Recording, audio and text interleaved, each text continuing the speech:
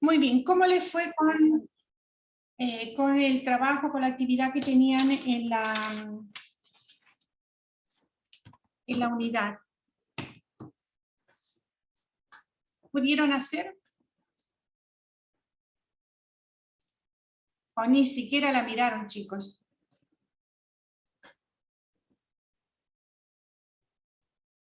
Este problema de ustedes, ¿eh? Yo voy adelante y después no lloren.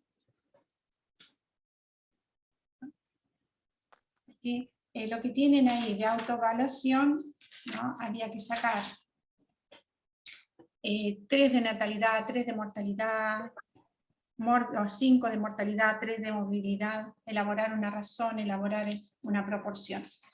Muy bien. Si no lo hicieron, no hay problema. Seguimos adelante. Y vamos con...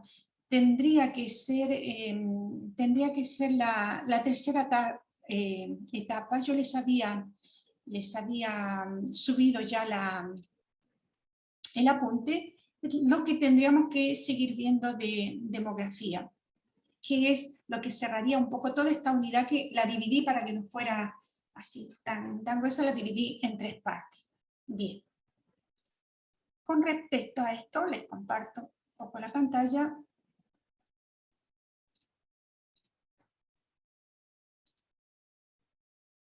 Aquí tendríamos la tercera etapa, o sea, la tercera parte de la unidad. Perdón, que me están dando muy lentamente el internet. No sé si me escuchan bien. Sí, profe. Sí, bueno, eso es importante. Voy a verlo por otro lado, a ver si lo puedo abrir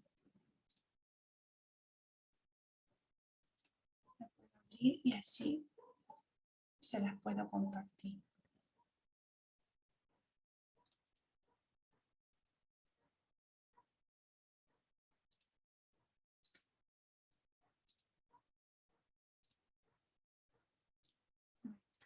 Bien.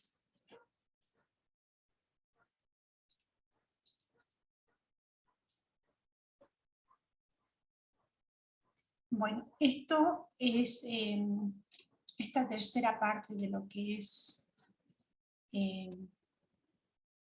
demografía, que es lo que tenemos. ¿Saben qué? Se me bloqueó.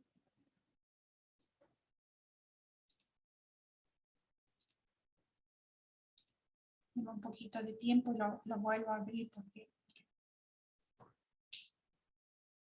mientras les voy...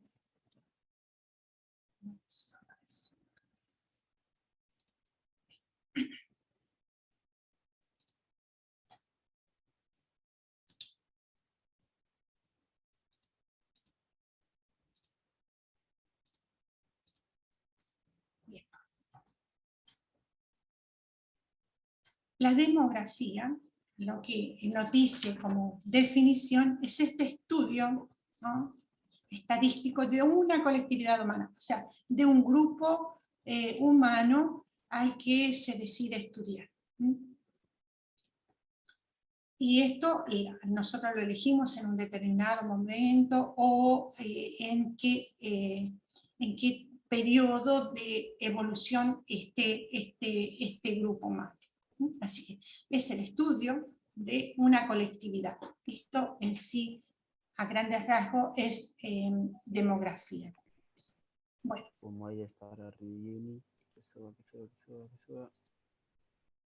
Tenemos, o sea, tiene su fundamento en las matemáticas y estadísticas y todo lo que es observaciones empíricas, ¿no? Esto es lo que nosotros vamos a usar, pero también todo lo que nosotros observamos lo vamos viendo. Vamos a ver cómo está estructurada, cuál es la migración, cómo se mueve la gente, ¿no?, que se va desplazando de un territorio a otro. Acá tenemos, por ejemplo, que hay una migración que se hace a través de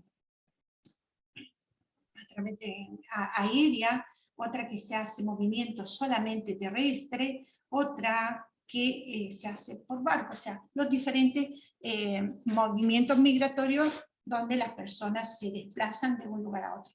Se puede hacer una migración de un continente a otro, o dentro de la misma zona geográfica se pueden mover las personas.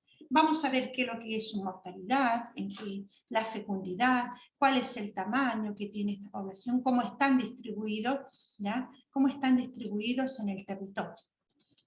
Decimos que tiene su fundamento en las matemáticas y estadísticas y en todas las observaciones empíricas. Bueno, es una ciencia principalmente interdisciplinaria, o sea, usa de muchas otras ciencias para trabajar, o sea, necesita. Y ya la observación la hacemos así, de otras fuentes. Bueno, en la historia de la demografía tenemos algunos, como Ide Yalom, ¿no?, que es un historiador, sociólogo, demógrafo y humanista, que es el padre de la demografía y que fue el primero en considerar estos datos estadísticos en sus estudios y los representó, ¿ya?, en modo representativo. Después tenemos John Brown, también considerado el primer demógrafo, además de ser fundador de la bioestadística, y este es el precursor también de la epidemiología.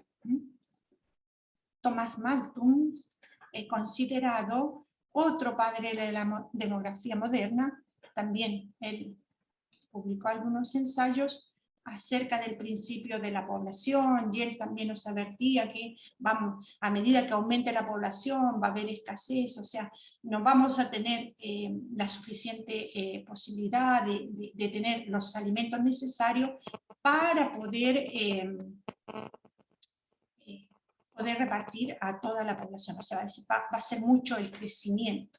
Así que, bueno, él dijo que uno de los problemas de estos factores, o sea, los factores que influyen va a ser la guerra, el hambre, la enfermedad, la anticoncepción, etc. Bueno, tenemos algunos tipos de demografía que es estática, ¿ya?, en la que la parte de la demografía aquí estudia las poblaciones en el momento y en un tiempo determinado, o sea, no de cómo están o cómo se han movido, sino que las ve en la dimensión, en el territorio, cómo están estructuradas, cuáles son las características estructurales de la misma, ¿ya? Va a ver en un territorio determinado el número de personas que residen normalmente allí, en ese territorio geográfico. Va a ver el lugar de residencia de las personas, ¿ya?, por ejemplo, una nación, una región, una provincia, ¿no?, una ciudad, un municipio. Estos van a ser los distintos. Nosotros podemos tomar solamente, por ejemplo, un municipio, un barrio, ¿ya?, o podemos tomar toda la ciudad, o podemos tomar toda la provincia, o podemos tomar toda la nación, o una zona geográfica, por ejemplo, Patagonia, zona centro, zona norte, zona sur, etc. Bueno, y la estructura es de una población en la clasificación de sus habitantes según las variables de personas. Esta es la demografía estática: dimensión, territorio y estructura. Entonces, esta nos permite el conocimiento de la población en el momento determinado, o sea, en tal momento en el que se hizo el estudio, ¿ya? Y esto nos va a ser útil para aquellos estudios que concuerden con el tiempo, lugar y las características de la población, y que se pueden ser valorados cuantitativamente. Por ejemplo, la estructura por edad, por sexo, nivel cultural, economía, lugar de residencia, etc. Luego tenemos la demografía dinámica, ¿ya? Esta se refiere a aquellos estudios que requieren una evolución en el tiempo, o sea, cómo han ido cambiando, cómo se ha ido evolucionando, ¿ya? Y esto se presenta a la población, el tipo de mecanismos que van a influir en ella. Por ejemplo, de entrada, nacimientos e inmigraciones, y de salida, bueno, los fallecimientos y las migraciones. O sea, ¿cuánta gente nació acá o cuánta gente se fue de acá? ¿No? Por eso decimos que es dinámica. ¿Ah? Y la salida, bueno, se murieron porque a veces cambian las poblaciones por la gente que muere, y otros porque migran. Entonces va a cambiar la composición. Nosotros, por ejemplo, podemos hacer un estudio y ver cuál es el cambio que hubo desde que empezó la pandemia. O sea, cuántas personas, sabemos que tenemos más de 100.000 personas que han muerto por la pandemia. Entonces vamos a ver que va a haber un cambio. A nivel nacional son 100.000, y bueno, después podemos ver que a nivel local cuántos son los que han salido, o sea, cuántos son los fallecimientos, o cuántos han emigrado por problemas diferentes, ya sea porque cambiaron de trabajo, no tenían, o porque han emigrado a otra zona buscando diferentes horizontes. También tenemos la transición demográfica. ¿Qué significa esto? Bueno, esto es el paso de un régimen demográfico preindustrial, ¿no?, presididos por altas tasas de mortalidad y natalidad, a otro industrial, ¿no? Nosotros podemos ver desde el siglo pasado, ¿no?, en que cambió mucho la sociedad, sobre todo si miramos el 900, ¿ya?, en que antes de la época industrial, cuando hubo la revolución industrial, cómo cambió la composición, ¿ya? Y también en este preindustrial, chicos, había mucho más muerte, porque teníamos mucho menos recursos, la gente tenía menos acceso a, supongamos, al agua, a los servicios, etc. O sea, si miramos hacia atrás, podemos ver toda esta transición que ha ido cambiando, y cómo, por ejemplo, había mucho más mortalidad, nacían muchas personas, pero también morían muchos, había muchos niños, pero que no llegaban a la edad adulta, ¿ya? Las familias podían tener muchos hijos, pero también morían muchos. Así que todo esto se va mirando en esta transición demográfica, y acá nos dice que este régimen demográfico preindustrial, presidido por altas tasas de mortalidad y natalidad, o sea, nacían mucho, pero también morían mucho. A otro más industrial, en que también creció mucho la población, ¿no?, posteriormente postindustrial, pero con tasas bajas de mortalidad y natalidad. O sea, morían menos, pero también nacían menos personas. Esta transición demográfica, acá podemos ver cómo ha ido creciendo, ¿ya?, desde el inicio. Miren, acá tenemos desde el año 10.000 antes de Cristo hasta el 2000 después de Cristo. Teníamos que la población era muy poca, la población mundial, hablamos, total, era muy, muy poca, o sea, y cómo fue aumentando. Y a medida que fueron pasando los diferentes siglos, ya fue aumentando. ¿Por qué? Porque las condiciones de vida fueron mejores. Entonces la gente vivió más y fue aumentando la población. Y miren, desde acá, que era ínfimo, a el año 2000, donde estamos muy altos, y ahora son 21 años que han pasado desde el 2000, bueno, ha cambiado demasiado. Entonces nos dice que la transición demográfica, como proceso, disminuye el efecto de 4 grandes riesgos sociodemográficos: la alta mortalidad, la elevada fecundidad, el acelerado crecimiento demográfico y la estructura etaria joven, ¿ya? Esto es, la ha elaborado topologías para identificar estos riesgos sociodemográficos que todos los países atraviesan según el avance que tengan de su transición demográfica. No es que son diferentes en algunos, cambian algunas cosas, pero supongamos Europa tiene otra transición, ¿no?, y nosotros vamos detrás, o sea, los tiempos no son los mismos, pero igual todos los pueblos la realizan. Esta transición, ¿ya?, demográfica se caracteriza por fases. Tenemos una transición incipiente. Aquí podemos hablar de transición incipiente cuando tenemos alta natalidad y alta mortalidad, ¿ya?, y con un crecimiento natural moderado del orden del 2,5. ¿no? Tiene una estructura por edades muy joven y una alta relación de dependencia. O sea, es una población joven. Tenemos una transición moderada cuando tenemos alta natalidad, pero la mortalidad es moderada. ¿No? Aquí el crecimiento natural todavía es elevado, o sea, hay mucho crecimiento. Por ejemplo, decimos acá que Guatemala, ¿no?, se ubica en esta etapa, donde hay un descenso de la mortalidad, sobre todo durante el primer año de vida, ¿no? Quiere decir que han mejorado las condiciones, ¿ya? Pero se ha traducido en que rejuvenecimiento de la estructura por edades, lo que también lleva a tener una elevada relación de dependencia todavía. O sea, hay más gente, pero todavía es muy joven. Y la plena transición, cuando ya esto se logra, es natalidad moderada y mortalidad moderada baja, lo que también determina este crecimiento natural, o sea, cómo se va entrando en un equilibrio, ¿ya? Aquí el descenso de la fecundidad, ¿no?, es reciente y las estructuras por edades se mantienen. ¿A qué me refiero? Aquí cuando veamos las pirámides vamos a ver que hay bastante gente joven, ¿no?, y menos gente, o sea, menos personas adultas y mayores. La transición avanzada es con una natalidad y mortalidad moderada o baja, lo que hace que el crecimiento sea del 1%. Estas son las fases diferentes que pasa la transición demográfica.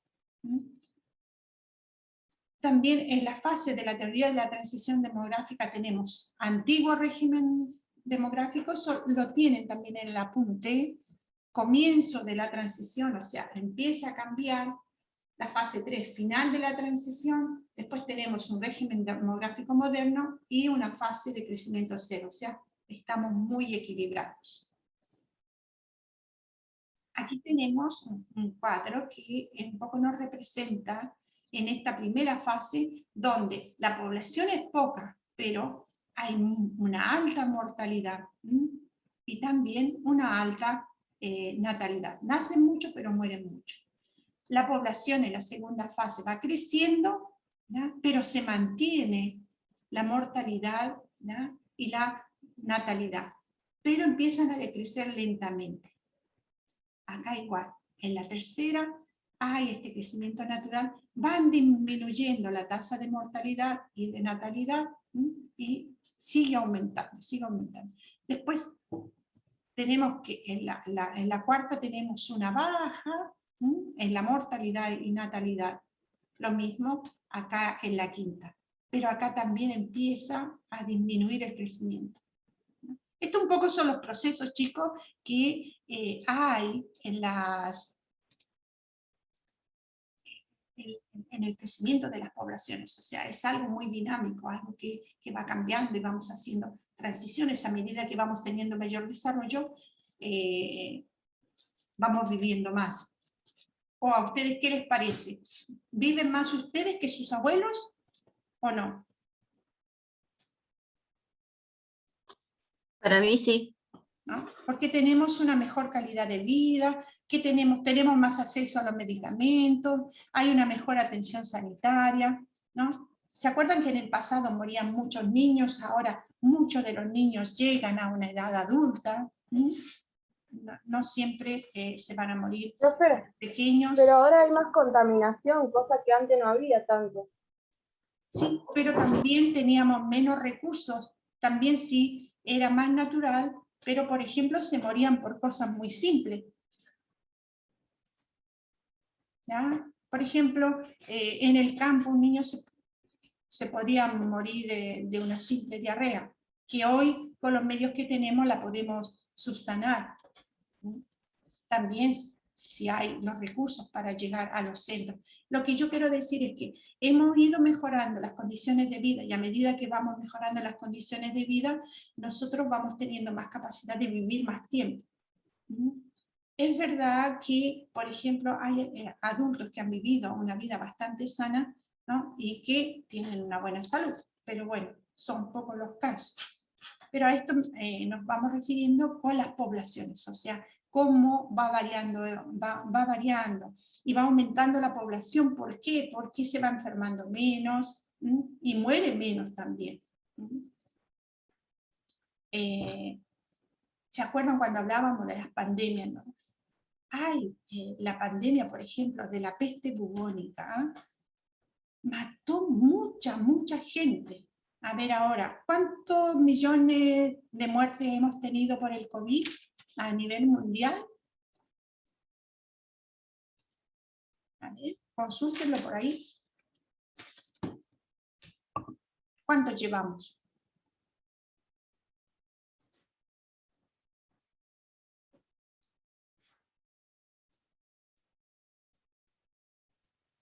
No sé mucho, profe. Pero ustedes tienen Google para consultarle.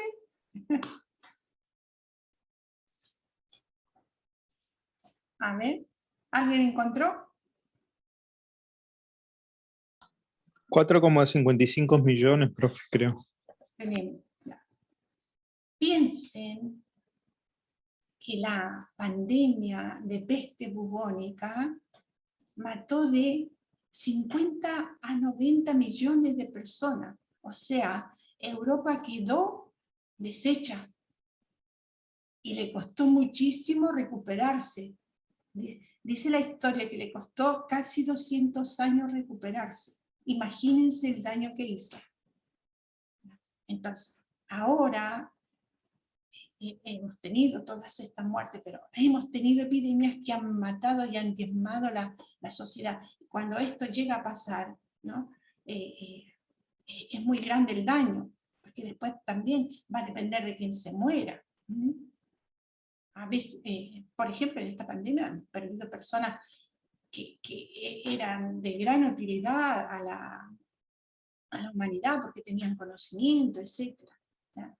Y lo mismo pasó en el pasado. O sea, estas pandemias han hecho, de verdad, han diezmado a las sociedades y han hecho mucho daño.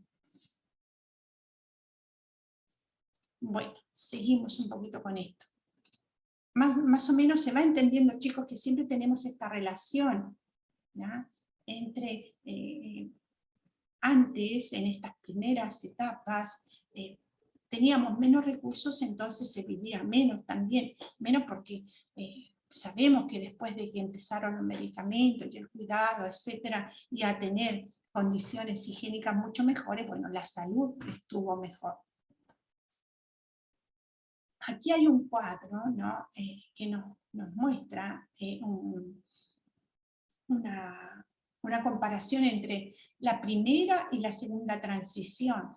En la primera transición, bueno, había un matrimonio temprano, poca cohabitación, habían pocos divorcios, niveles, ¿no? Altos niveles de segundas nupcias, control de fecundidad a edades adultas, deficiente contraconcepción, declive de ilegitimidad, pocas familias sin descendencia. En la segunda transición, bueno, el matrimonio es más tardío, aumento de cohabitación, o sea, viven juntos, también hay aumentos de divorcio, bajos niveles de segundas nupcias, una fecundidad pospuesta, o sea, a medida que vamos teniendo más nivel de educación, también se va posponiendo la fecundidad, o sea, se va transformando en padre, en madre a mayor edad. Si hay una eficiente contracepción, o sea, hay un cuidado, se planifica bien, ¿no? Hay incrementos, sí, de la fecundidad extramarital, o sea, se va habiendo más hijos fuera del matrimonio. Y hay más familias que no tienen hijos. Esto es para que vean a veces las comparaciones, cómo se hacen. Como información se los dejo. Bueno. La población y la muestra. Nosotros dentro de los estudios, o sea, hemos visto de epidemiología que hay muestras. La muestra, ¿qué es lo que es? Un pequeño grupo que se toma de personas, ¿no? Definida. Por ejemplo, acá tenemos la población total y la muestra que la determinamos nosotros. O sea, esto nos va a ayudar para llevar una investigación a cabo. Y esto lo que en epidemiología se llama la muestra, la que hace referencia a la que nosotros vamos a estudiar.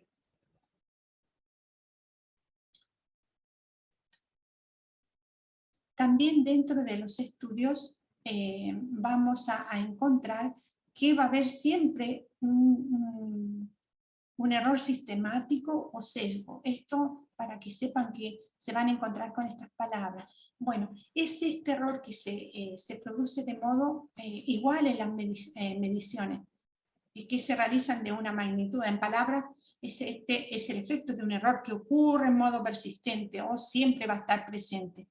Y esto puede ser originado por un defecto del instrumento o una particularidad del operador.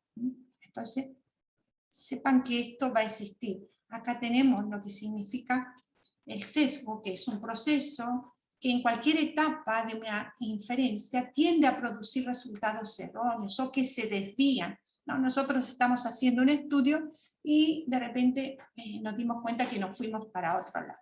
Bueno, dentro del sesgo vamos a encontrar, ¿no?, algunos tipos de errores sistemáticos que se refieren al tipo de selección que hicimos, al sesgo de medición, o sea, qué es lo que estamos midiendo, y esto va a hacer que nos confundamos, y también algo de confusión, que a veces no tenemos claro hacia dónde vamos.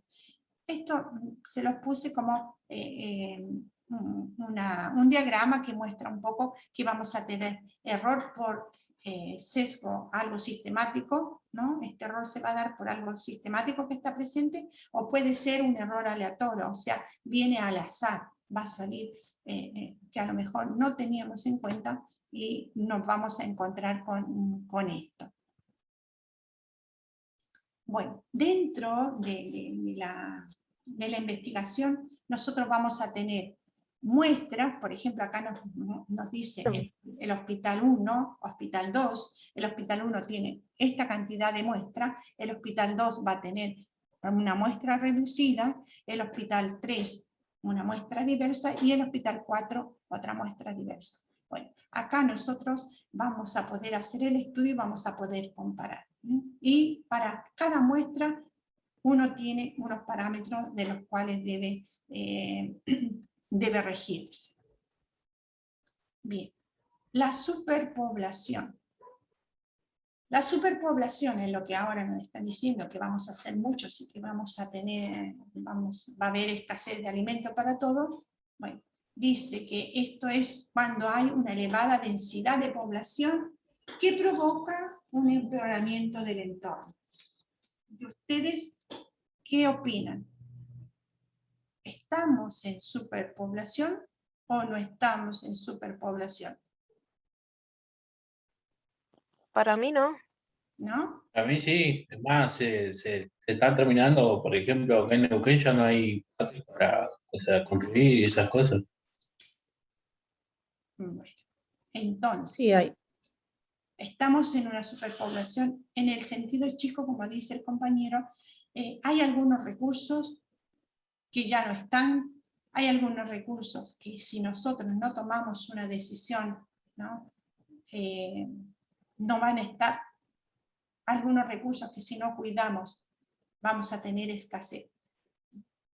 Más que esta superpoblación, a lo mejor no es que acá estamos todos amontonados, es sobre todo cómo hemos ido usando lo que tenemos a disposición. Más que los recursos, los hemos usado como recursos, hemos consumido y no hemos pensado en que estos se pueden terminar.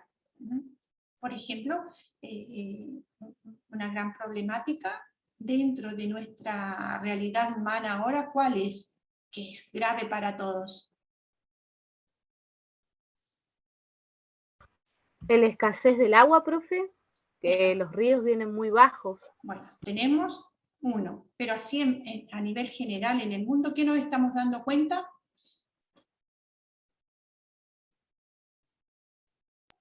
El calentamiento. El calentamiento global, ¿no? Cómo está cambiando. ¿Se dan cuenta cómo está cambiando el clima también? Que ya no, nosotros, va a empezar la primavera, va a empezar esto, viene el invierno, no, ahora, no sé, En Europa hubo nieve en verano. No sé nosotros cómo irá a ser nuestro verano. Recién vamos a entrar a la primavera, pero ya las etapas, ¿no? Las estaciones no son las mismas.